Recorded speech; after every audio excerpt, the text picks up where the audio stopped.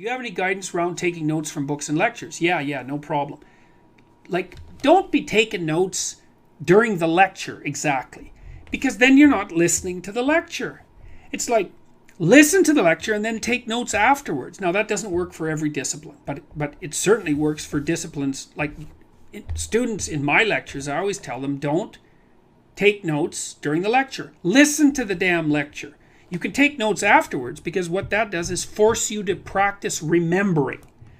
And then with regards to books, it's like, read, don't highlight, don't underline. Like that, I think that's just rubbish. I think it's pseudo work. Read a couple of paragraphs or maybe an essay, something like that, depending on the density of the book. Close the book. Think about it. Write down what you're thinking. Write down what you remember. But in the context of what you're thinking about, because that instantiates it into your memory and puts it at hand. Like, people ask me, for example, how it is that I can remember all the things that I talk about extemporaneously when I'm lecturing. And the reason for that is because I've thought them through. I read them and I think, oh, okay, well, that's an interesting idea. How does it relate to all these other ideas that I know?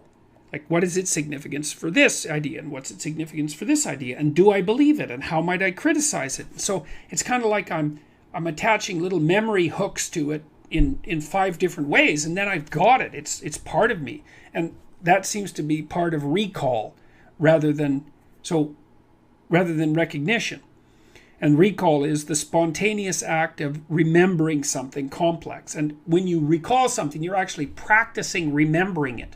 And that's what you need to do if you want that to be part of you.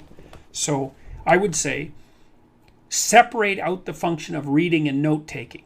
So read, think, write. Or read, write, think. Because the last 2 things are quite similar.